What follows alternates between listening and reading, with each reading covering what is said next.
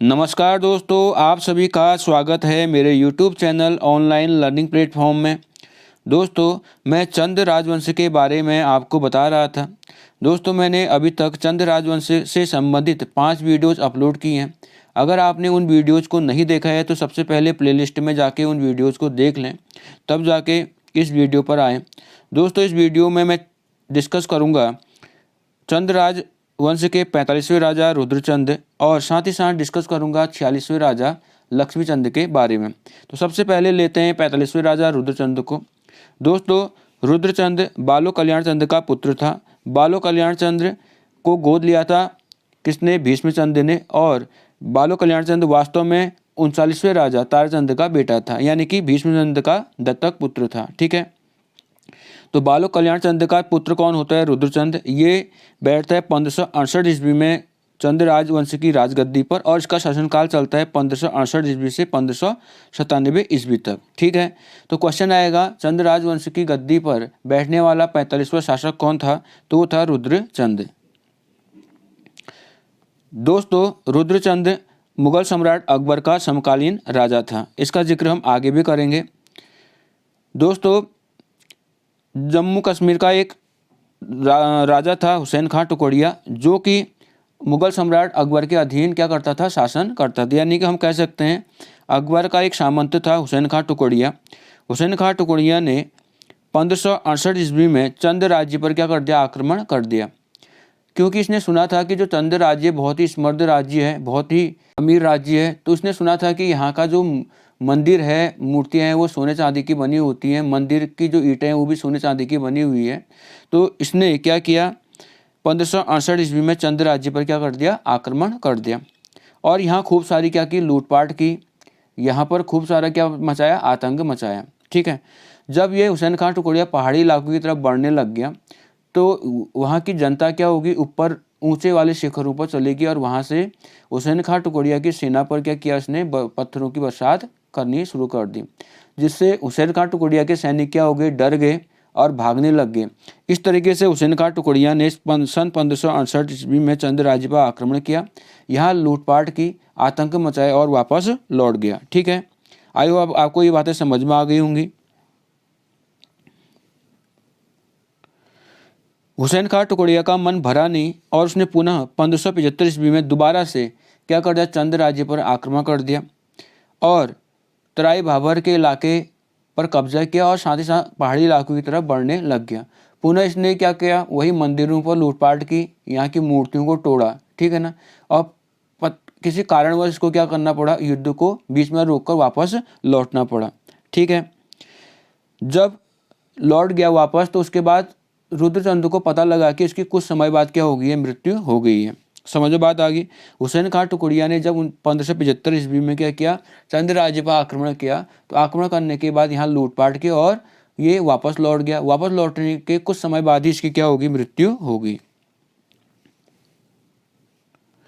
जब हुसैन खां टुकड़िया की मृत्यु की सूचना रुद्रचंद को मिली तो रुद्रचंद ने इसका फायदा उठाया और तराई भाबर के क्षेत्र पर क्या कर दिया? अपना कब्जा कर लिया। याद रखेंगे दोस्तों, हुसैन खां टुकड़िया की मृत्यु के तुरंत बाद ही रुद्रचंद ने तराई भाबर के क्षेत्र पर अपना क्या कर दिया? कब्जा कर लिया और वहाँ एक नगर की स्थापना की, जिसको हम क्या बोलते हैं? रुद्रपुर कहते हैं।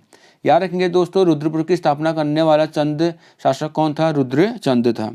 ठीक है, कब राजगद्दी पर बैठा? 1568 ईस्वी में राजगद्दी पर बैठा। किसका पुत्र था? बालो कल्याण चंद का पुत्र था। ठीक है, जब इस बात की खबर किसको लगी? मुगल सम्राट अकबर को लगी कि रुद्रचंद ने तराई भाबर के क्षेत्र पर क्या कर दिया? कब्जा कर लिया। तो अकबर ने रुद्रचंद को सबक सिखाने के लिए अपनी एक सेना यहाँ भेज दी। ठीक है ना, जब रुद्रचंद से मुकाबला करने के लिए अकबर की सेना पहुंची तो रुद्रचंद ने अकबर की सेना के सम्मुख एक प्रस्ताव रखा कि वो इक्का युद्ध नीति के तहत उनसे लड़ना चाहता है। इक्का युद्ध नीति का मतलब होता है एक एक करके लड़ना। ठीक है ना, एक एक करके लड़ने को ही हम क्या बोलते हैं? इक्का युद्ध नीति। तो अकबर की सेना इस प्रस्ताव को मान गई। तो तब रुद्रचंद का अकबर के सेना से इक्का युद्ध नीति के तहत क्या हुआ? मुकाबला हुआ। इस युद्ध में रुद्रचंद क्या हो गया? जीत गया। ठीक है ना, आई बात में। उसकी जीत की खबर किसके पास पहुंच गई? मुगल सम्राट के पास पहुंच गई। ठीक है, जब अकबर के पास रुद्रचंद की खबर पहुंची तो रुद्रचंद की वीरता और साहस को देखते हुए अकबर काफ़ी क्या अवश्य प्रभावित हो गया, क्योंकि अकबर जानता था कि वो इतना बड़ा सम्राट है और रुद्रचंद ने उसका बिना भय किए उसकी सेना से मुकाबला किया, उसको युद्ध में भी क्या कर दिया, हरा दिया। तो अकबर इससे काफ़ी क्या हो गया, प्रसन्न हो गया, प्रभावित हो गया और अकबर ने इसे मिलने के लिए कहा। ठीक, किसे, रुद्रचंद को। तब रुद्रचंद 1588 ईस्वी में अकबर से मिलने के लिए कहाँ गया, लाहौर गया। और जब लाहौर गया तो अकबर के लिए खूब सारी क्या लेके गया था, गिफ्ट लेके गया था। तो गिफ्ट में क्या क्या लेके गया, तिब्बती याक लेके गया, कस्तूरी लेके गया, हिरन की खालें लेके गया, बाघ की खालें लेके गया था। याद रखेंगे दोस्तों, ये रुद्रचंद अकबर से मिलने के लिए कहाँ गया था, लाहौर में गया था। कब गया था, 1588 ईस्वी में। ठीक है ना। तो क्वेश्चन आएगा कौन सा चंद शासक ऐसा था जो अकबर से मिलने के लिए लाहौर गया, तो वो था रुद्रचंद।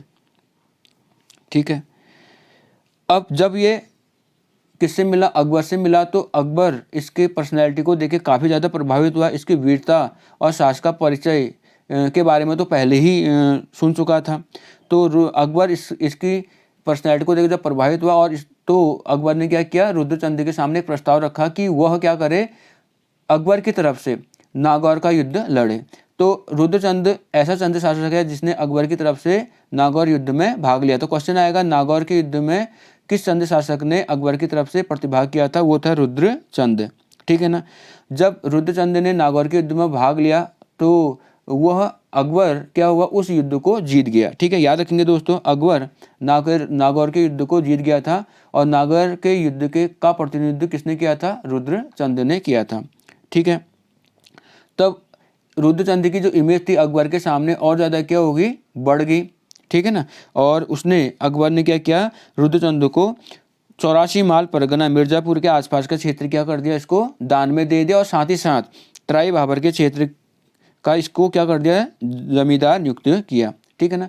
अकबर ने नागौर के युद्ध के बाद रुद्रचंद को 84 माल परगना का क्षेत्र भी दान में दिया, साथ ही साथ तराई भाबर का जमींदार भी क्या किया, नियुक्त किया। इस प्रकार से तराई भाबर का ये स्थायी क्या बन गया, सामंत बन गया। ठीक है, इसके बाद रुद्रचंद ने गढ़वाल के सरौला ब्राह्मणों की भांति क्या किया, कुमाऊं में चौथानी ब्राह्मणों की एक मंडली बनाई। ठीक है ना।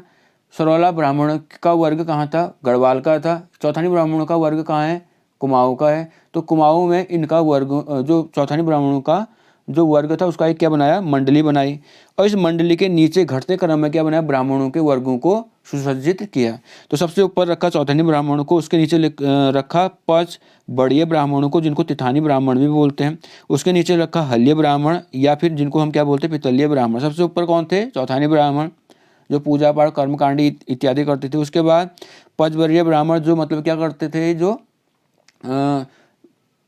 मतलब क्रियाक्रम करते हैं, इस टाइप के इस काम करते हैं। उसके नीचे कौन से रखे, हल्य ब्राह्मण जो हल जोतते हैं, इन ब्राह्मणों को रखा। ठीक है, इसके साथ साथ रुद्रचंद ने क्या किया, एक और ब्राह्मणों का समूह बनाया जिनको हम क्या बोलते हैं, ओली ब्राह्मण। क्या बोलते हैं, ओली ब्राह्मण। ओली ब्राह्मणों को इन्होंने क्या किया, रुद्रचंद ने एक काम सौंपा कि अतिवृष्टि जब होगी और जब ओले गिरेंगे, ये थाली बजा के क्या करेंगे, जनता को सूचित करेंगे। तो ओली ब्राह्मणों का काम क्या था कि जब ओलावृष्टि होगी तो वो क्या करेंगे, थाली बजाकर जनता को अलर्ट कराएंगे। ठीक है, इसके लिए उनको क्या दिया गया, दस्तूर दिया गया। मतलब दस्तूर का मतलब जैसे हम देते हैं किसी चीज़ काम करने के एवज में कुछ देते हैं, उसी को हम क्या बोलते हैं, दस्तूर बोलते हैं। दस्तूर दिया गया और दस्तूर के रूप में ओली ब्राह्मणों को क्या मिला, अनाज मिला। ठीक है ना, मेहनताना। दस्तूर मतलब मेहनताना दिया गया। ठीक है, किनको, ओली ब्राह्मणों को। और इसके मेहनताने के रूप में क्या दिया गया, अनाज दिया गया। ठीक है, साथ ही साथ रुद्रचंद ने क्या किया, घरों में काम करने के लिए जैसे आजकल रखते हैं लड़के लड़कियों को रखते हैं, वैसे घरों में काम करने के लिए क्या रखा, छोड़े और छोड़ियाँ रखी है। छोड़ियाँ मतलब महिलाओं को रखा, छोड़े मतलब पुरुषों को रखा। ठीक है, ठीक है। रुद्रचंद ने क्या किया, शीरा के संबंधित जो भूमि थी, शीरा क्षेत्र में जो भूमि आई थी उनके दस्तावेज मिलते हैं। ठीक है, शीरा के क्षेत्र में रुद्रचंद के मिलते हैं, दस्तावेज मिलते हैं। तो हुआ क्या, रुद्रचंद के पिता का नाम क्या था, मैंने बताया था, बालो कल्याण चंद था। बालो कल्याण चंद ने क्या मांगा, दहेज के रूप में शीरा का क्षेत्र मांगा था। ये मैंने आपको पिछली वीडियो में बताया था। परंतु हरिमल ने किसका क्षेत्र दे दिया, इसको शोर का क्षेत्र दिया था। तो जब इसको सोर का क्षेत्र मिल गया था तो शीरा का क्षेत्र नहीं मिला, तो इसने क्या किया, शीरा के क्षेत्र में किसने, बालो कल्याण चंद ने कई बार आक्रमण किया, परंतु हमेशा क्या रहा, असफल रहा। बालो कल्याण चंद के बाद मैंने बताया था कि इसका पुत्र कौन बैठा था, रुद्रचंद राजगद्दी पर बैठा। अभी भी शीरा का क्षेत्र क्या था, चंद्र राज्य से बाहर था।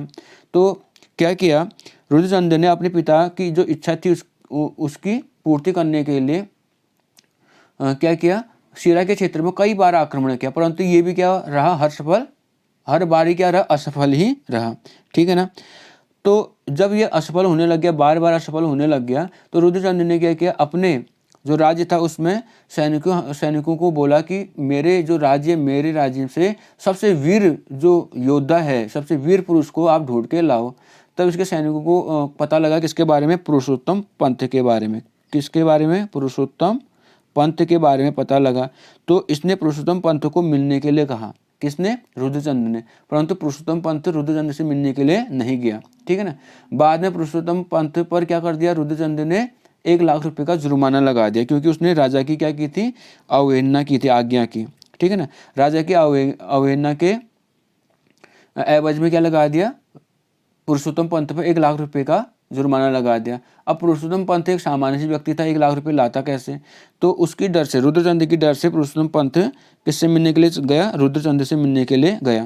जब रुद्रचंद से मिलने के लिए गया तो रुद्रचंद को बोला कि मैं 1 लाख रुपए जमा नहीं कर सकता, आप जो कहें मैं उसको मानने के लिए तैयार हूँ। तब रुद्रचंद ने क्या बोला कि आप मेरी तरफ से क्या करोगे, युद्ध में भाग लोगे। और तब पुरुषोत्तम पंथ ने हामी भरी और रुद्रचंद ने क्या किया, पुरुषोत्तम पंथ को अपना सेनापति नियुक्त किया। जब रुद्रचंद ने पुरुषोत्तम पंथ को अपना क्या बनाया, सेनापति बनाया, तो सेनापति बनाकर क्या किया, इसने सबसे पहले आक्रमण किया शीरा के क्षेत्र पर। और शीरा के क्षेत्र पर आक्रमण करने के बाद शीरा का क्षेत्र क्या कर दिया, अपने कब्जे में ले लिया। और हरिमल ने शीरा के क्षेत्र को छोड़कर कहाँ से ले गया, नेपाल भाग गया। ठीक है, याद रखेंगे। यानी कि शीरा के क्षेत्र पर जो इसने कब्जा किया वो किसके नेतृत्व में किया, पुरुषोत्तम पंथ के नेतृत्व में किया था। यानी कि हरिमल्ल को भगाने में किसका हाथ था, सेनापति पुरुषोत्तम पंथ का हाथ था। ठीक है। रुद्रचंद ने सामाजिक व्यवस्था में सुधार लाने के लिए एक पुस्तक लिखवाई जिसका नाम है त्रिवर्णिक धर्म निर्णय। याद रखेंगे, त्रिवर्णिक धर्म निर्णय किस चंद शासक के शासनकाल में लिखवाई गई, वो था रुद्रचंद के शासनकाल में। ठीक है। रुद्रचंद ने सामान्य जनता के लिए पौड़ी 15 विश्वा का क्या किया, शब्द का उपयोग किया। यानी सामान्य जनता को क्या कहने लगा, वो पौड़ी 15 विश्वा। ठीक है ना। साथ ही साथ याद रखेंगे, जो भूमि के मालिक थे उनको क्या कहा जाता था, चंद के समय में थातवान कहा जाता था। रुद्रचंद का जो संबंध था बीरबल से काफ़ी ज़्यादा क्या था, अच्छे थे, मधुर थे। तो बीरबल से इसके बहुत अच्छे संबंध थे। इस कारण से इसने बीरबल के जो पुत्र था उसको अपना पुरोहित नियुक्त किया था। तो या क्वेश्चन रखेंगे, क्वेश्चन आएगा कि किस चंद्र शासक के संबंध बीरबल से मधुर थे, तो वो था रुद्रचंद। रुद्रचंद ने किस को अपना पुरोहित नियुक्त किया, बीरबल के पुत्र को अपना पुरोहित नियुक्त किया था। ठीक है। रुद्रचंद ने क्या किया, युवाओं को संस्कृत पढ़ने के लिए कहाँ भेजा, कश्मीर और काशी भेजा, बनारस में भेजा और कश्मीर में भेजा यहाँ के युवाओं को, ताकि वो संस्कृत की क्या करें, स्टडी करें। ठीक है ना। क्योंकि कश्मीर और काशी जो थे संस्कृत के एक मुख्य क्या थे, केंद्र थे। रुद्रचंद के समय 4 संस्कृत ग्रंथों की रचना की गई, जिसमें से मैंने एक पहले बता दिया त्रिवर्णिक धर्म निर्णय, दूसरे का नाम है ययाति चरित्रम, तीसरे का नाम था सारा गंगोदयम नाटिका, चौथे का नाम है सैनिक शास्त्र। सैनिक शास्त्र में क्या था, जो शिकार संबंधी पुस्तक है, इसमें पक्षियों का शिकार कैसे करते हैं इसके बारे में बताया गया है। ठीक है। अब्दुल फजल के आईने अकबरी में कुमाऊं सरकार को दिल्ली के सूबे के अंतर्गत दिखाया गया। तो अभी मैंने बताया था कि अकबर की अधीनता इसने रुद्रचंद ने क्या कर दी थी, स्वीकार कर ली थी। इसलिए अब्दुल फजल ने जो आईने अकबरी पुस्तक लिखी थी उसमें किसको दिखाया गया है, कुमाऊं के क्षेत्र को दिल्ली के सल्तनत के अंदर दिखाया गया है। ठीक है। साथ ही साथ विलियम फिंच ने क्या किया, अपनी पुस्तक में चंद राजवंशी के बारे में भी क्या किया है, लिखा है। रुद्रचंद विश्व का एकमात्र ऐसा शासक था जिसने स्वयं मल्ल युद्ध जीतकर राज्य का क्या किया था, विस्तार किया था। मैंने अभी बताया था थोड़ी देर पहले, जब हुसैन खां टुकड़िया को मर गया था उसके बाद उसने तराई भाबर के क्षेत्र पर रुद्रचंद ने कब्जा किया। तो अकबर की सेना आई थी रुद्रचंद से लड़ने के लिए, तब रुद्रचंद ने इक्का युद्ध नीति का क्या दिया था के तहत अकबर की सेना से क्या किया था, मुकाबला किया था। और इक्का युद्ध नीति में क्या बोला था हमने, एक एक करके लड़ते हैं और उसमें क्या होता है, मल्ल युद्ध होता है। तो एकमात्र ऐसा शासक है विश्व का जिसने मल्ल युद्ध के तहत क्या कर दिया था, अपने राज्य का विस्तार किया था, क्योंकि अकबर की सेना हार गई थी तो वो तराई भाबर का क्षेत्र उसके अधीन आ गया था। ठीक है ना। अब बात कर लेते हैं पुरुषोत्तम पंथ के बारे में। पुरुषोत्तम पंथ किसका सेनापति था, रुद्रचंद का सेनापति था, ये मैंने आपको पहले बताया था। पुरुषोत्तम पंथ का जो उपनाम है वो क्या था, पुरखू पंथ। और ये कहाँ के निवासी थे, पिथौरागढ़ के मूल निवासी थे। ठीक है। पुरुषोत्तम पंथ को रॉबर्ट ब्रूस के नाम से जानते हैं, याद रखेंगे इस क्वेश्चन को। किस सेनापति को रॉबर्ट ब्रूस के नाम से जाना जाता है, उसको जाना जाता है पुरुषोत्तम पंथ को। ठीक है। ये किसका सेनापति था, रुद्रचंद का सेनापति था। पुरुषोत्तम पंथ के जो पूर्वज थे वो मराठी ब्राह्मण थे और पुरुषोत्तम पंथ जयदेव का क्या था, पुत्र था। ठीक है। अभी मैंने थोड़ी देर पहले बताया था सीरिया के युद्ध में हरिमल्ल को भगाने में किसका हाथ था, पुरुषोत्तम पंथ का मुख्य हाथ था। ठीक है। जब सीरिया का युद्ध क्या हो गया, रुद्रचंद जीत गया तो जो बालो कल्याण चंद की पत्नी थी वो क्या हो गई, सती हो गई थी, क्योंकि बालो कल्याण चंद की जो पत्नी थी वो हरिमल्ल की क्या थी, बहन थी। मैंने पिछले वीडियो में बताया था। ठीक है। सन 1581 ईस्वी में ग्वालदम या फिर जिसको हम बधाड़गढ़ का युद्ध बोलते हैं वो हुआ था किसके मध्य, रुद्रचंद और जो पवार वंश का शासक था बलभद्र शाह, उसके मध्य हुआ था। इसमें भी पुरुषोत्तम पंथ की बहुत क्या थी, मुख्य भूमिका थी। ठीक है। और जो गढ़वाल का शासक था, पवार शासक बलभद्र शाह, उसका साथ दिया था कत्यूर शासक सुकाल देव। सुकाल देव क्या है, अंतिम कत्यूरी शासक था। और सुकाल देव का एक दोस्त था कौन, रातू बोरा। वो किसके दरबार में काम करता था, रुद्रचंद के दरबार में काम करता था। ठीक है ना। याद रखना दोस्तों, जो बधाड़गढ़ का युद्ध था वो किसके मध्य में लड़ा गया, वो लड़ा गया गढ़वाल के शासक बलभद्र शाह, रुद्रचंद्र और सुकाल देव के मध्य। सुकाल देव ने किसका साथ दिया था, पवार शासक बलभद्र शाह का साथ दिया था। यानी कि रुद्रचंद के अपोज में कौन कौन थे, बलभद्र शाह और सुकाल देव। सुकाल देव कौन है, अंतिम कत्यूरी शासक था। सुकाल देव का एक दोस्त था कौन, रातू बोरा, जो कहाँ काम करता था, रुद्रचंद के दरबार में काम करता था। जब बधाड़गढ़ के युद्ध में सुकाल देव ने बलभद्र शाह का साथ दिया, इस बात का पता किसको चला, रुद्रचंद को पता लगा। तो जो रुद्रचंद था सुकाल देव के पीछे हाथ धोके पड़ गया। तब रातू बोरा ने रुद्रचंद को बोला कि अगर आप मेरे को कुछ टाइम दो, 6 महीने का टाइम दो, तब मैं क्या करूँगा, सुकाल देव को पकड़ के आपके समक्ष ले आऊँगा। साथ अगर नहीं पकड़ के लाया तो 9,500 की रकम मैं आपको दूंगा। अगर सुकाल देव को आपके समक्ष नहीं ला पाया तो 9,500 की क्या दूंगा, मैं रकम दूंगा। अगर ये भी नहीं कर पाया तो मैं क्या करूंगा, 250 कैदी आपको दूंगा काम करने के लिए। समवाद आ गई ना। किसने बोला, सुकाल देव के दोस्त रातू बोरा ने। रातू बोरा किसके दरबार में काम करता था, रुद्रचंद के दरबार में काम करता था। तो सुकाल देव को बचाने के लिए रातू बोरा ने ये चाल चली। और जब रुद्रचंद को पता लगा कि रातू बोरा ने सुकाल देव के साथ मिलकर ये षड्यंत्र रचा है कि वो क्या करेगा, सुकाल देव को बचा लेगा और रुद्रचंद की क्या कर देगा, हत्या कर देगा, तो इससे क्रोधित होकर उसने क्या किया, रातू बोरा को भी मरवा दिया और साथ ही साथ सुकाल देव को भी क्या कर दिया, मरवा दिया। ठीक है ना। याद रखेंगे इस चीज़ का। ठीक है। तो रातू बोरा किसका दोस्त था, वो था सुकाल देव, अंतिम कत्यूरी शासक सुकाल देव का मित्र था। रुद्रचंद के दरबार में काम करता था। बधाड़गढ़ का युद्ध कब हुआ, बधाड़गढ़ का युद्ध मैंने बताया था 1581 ईस्वी में। 1581 ईस्वी में बधाड़गढ़ का युद्ध हुआ, जिसको ग्वालदम का युद्ध भी कहते हैं। किसके मध्य हुआ, रुद्रचंद और पवार शासक बलभद्र शाह के मध्य हुआ था। बलभद्र शाह का साथ किसने दिया, सुकाल देव ने दिया। ठीक है। तो रुद्रचंद के बाद राजगद्दी पर बैठा कौन, उसका पुत्र लक्ष्मी चंद। ठीक है ना। लक्ष्मी चंद उसका क्या था, छोटा पुत्र था। उसका बड़ा बेटा कौन था, गुसाई, शक्ति गुसाई, जो कि जन्मांध था। शक्ति गुसाई सिंह को क्या बोलते हैं, उसको बोलते हैं धृतराष्ट्र। चंद राजवंश का धृतराष्ट्र किसको बोला जाता है, शक्ति गुसाई को कहा जाता है। वो जन्मांध था, परंतु जन्मांध होने के कारण उसका जो छोटा भाई था लक्ष्मी चंद, वो चंद राजवंश की गद्दी पर बैठा। परंतु जो शक्ति गुसाई था वो बहुत ही प्रशासनिक कारणों में क्या था, निपुण था। इस बात को हम आगे पढ़ेंगे। ठीक है। तो रुद्रचंद की मृत्यु के बाद सन 1597 ईस्वी में उसका जो छोटा पुत्र था लक्ष्मी चंद, वो क्या हुआ, चंद राजवंश की गद्दी पर बैठा। ये चंद राजवंश की गद्दी में बैठने वाला कौन सा शासक था, ये था 46वां शासक। यहाँ पर गलत लिख दिया गया है, कौन सा शासक था, 46वां शासक।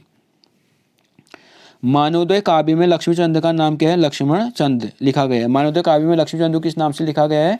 लक्ष्मण चंद के नाम से लिखा गया है।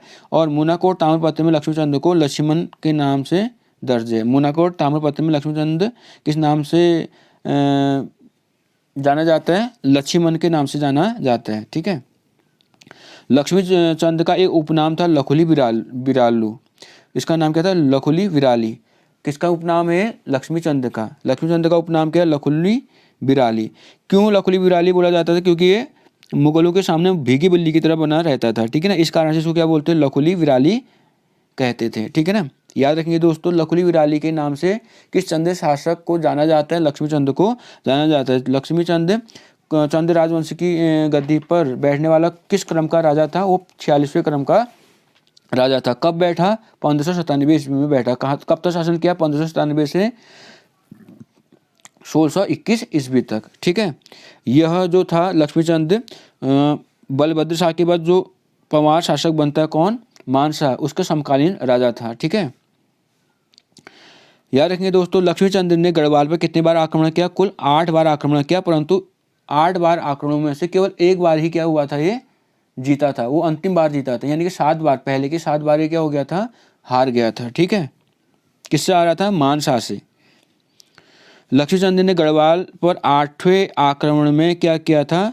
जब लक्ष्मीचंद ने 8वीं बार क्या किया था? गढ़वाल पर आक्रमण किया था, तो चंद सेना का नेतृत्व किसने किया था? उसका सेनापति कौन था? गैड़ा सिंह। गैड़ा सिंह ने चंद सेना का क्या किया था? नेतृत्व किया था। जबकि पवार जो शासन पवार शासक था, कौन सा? मानशाह, उसका सेनापति उस समय कौन था? खत्तर सिंह। तो गैड़ा सिंह ने क्या कर दिया था? खत्तर सिंह को हरा दिया था। इसलिए क्या किया जाता है? उस उपलक्ष्य में खत्तरवा त्यौहार तब से मनाया जाने लगा। याद रखेंगे, खत्तर सिंह किसका सेनापति था? वो था मानशाह का सेनापति था। मानशाह कौन था? गढ़वाल का शासक था। कौन सा शासक? पंवार शासक था। ठीक है ना, किसका पुत्र था? बलभद्र शाह का पुत्र था। ठीक है ना, और चंद सेना का नेतृत्व किसने किया? वो किया गैड़ा सिंह ने। गैड़ा सिंह के नेतृत्व में लक्ष्मीचंद 8वीं बार क्या हो गया था? जीत गया था। 8वीं बार जब आक्रमण किया तब जीता। पहले के 7 बार में क्या हुआ था? हारा हुआ था। ठीक है ना, लक्ष्मीचंद ने 2 कचहरियाँ बनाई, 2 कोर्ट बनाए अपने राज्य में। कौन सी? न्योली और बिष्टावली नाम की 2 क्या बनाई थी? कचहरियाँ बनाई थी, कोर्ट बनाए थे। न्योली कोर्ट में क्या होता था? सामान्य जनता के लिए थी। ठीक है ना, जो सामान्य जनता कोई अपराध कर देती थी उसका फैसला कहाँ होता था? न्योली कचहरी में होता था, न्योली कोर्ट में होता था। इसके अलावा उसने जो सैनिकों के मामले थे उनको निपटाने के लिए क्या किया? बिष्टावली कचहरी बनवाई थी। बिष्टावली कचहरी में जो सैनिक थे उनके मुकदमों को निपटाया जाता था। ठीक है, लक्ष्मीचंद ने क्या किया? बहुत सारे बाग बगीचे लगवाए, जिसमें से नरसिंह बाड़ी का जो बगीचा है वो फेमस है, पांडे खोला का है, कबीना का है, लक्ष्मीश्वर आदि जो बगीचे हैं, ये बगीचे किसने बनवाए? लक्ष्मीचंद ने बनवाए। ठीक है ना, इन बातों को याद रखेंगे। सबसे इंपॉर्टेंट बात यह है कि बागेश्वर के बागनाथ मंदिर का जीर्णोद्धार किसके द्वारा कराया गया? लक्ष्मीचंद के द्वारा कराया गया। कब कराया गया? 1602 ईस्वी में। याद रखेंगे दोस्तों, लक्ष्मीचंद ने 1602 में क्या किया? बागेश्वर के बागनाथ मंदिर का जीर्णोद्धार करवाया था। इसको भूलना नहीं है आपको। साथ ही साथ श्यालबुंगा का किला चंपावत में भी बनाया, इसको भी नहीं भूलेंगे, बहुत इंपॉर्टेंट है। चंपावत में श्यालबुंगा का किला किसने बनवाया? लक्ष्मीचंद ने बनवाया। क्वेश्चन आएगा, श्यालबुंगा का किला कहाँ स्थित है?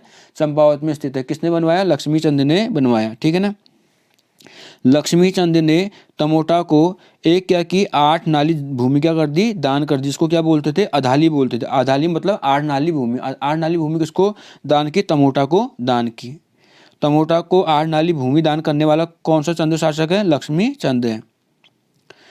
चंदू के समय रौत बहादुरी के पुरस्कार के रूप में जमीनें दी जाती थी। मतलब जब कोई सैनिक लड़के आता था और युद्ध में जीत जाते थे तब क्या दिया जाता था? उनको जमीनें दी जाती थी। किसके रूप में? जैसे आजकल क्या देते हैं, आपको सैलरी मिलती है, उस समय क्या दिया जाता था? जमीन दी जाती थी। उसको क्या बोलते थे? रौत बोलते थे। ठीक है ना, लक्ष्मीचंद के समय में बहुत सारे कल लगाए गए। ठीक है ना, इस वजह से लोग क्या करते थे? साग सब्जियां खेतों में उगाकर कहाँ उगाते थे? छतों में उगाते थे। ठीक है, अब बात करते हैं आगे। लक्ष्मीचंद ने जूलिया और सिरती नामक 2 कल किस पर लगाए थे? जनता पर लगाए थे। इसकी बात हम आगे करेंगे। ठीक है,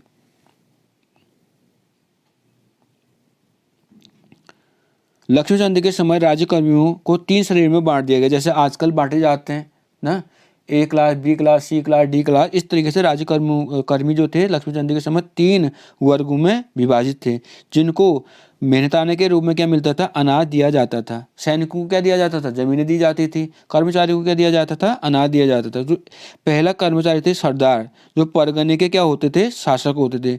दूसरे होते थे फौजदार, जो सेना के क्या होते थे, अधिकारी होते थे। तीसरे होते थे नेगी, जो राज्य के छोटे कर्मचारी होते थे। इस तरीके से लक्ष्मीचंद के समय में जो कर्मचारी थे 3 वर्गों में विभाजित थे। कौन कौन से, सरदार, फौजदार और नेगी। सरदार थे परगने के शासक, फौजदार थे सेना के अधिकारी, नेगी थे राज्य के छोटे कर्मचारी। जो सैनिक वीरता दिखाता था, साहस दिखाता था, उनको दस्तूर के रूप में क्या दी जाती थी, भूमि दी जाती थी, जिसको रौद बोलते थे, रौद भूमि कहते थे। ठीक है ना। तो दोस्तों आज के वीडियो में मैंने लक्ष्मीचंद और रुद्रचंद के बारे में बताया। आई होप आपको जो बातें मैंने बता रखी वो पसंद आई होंगी।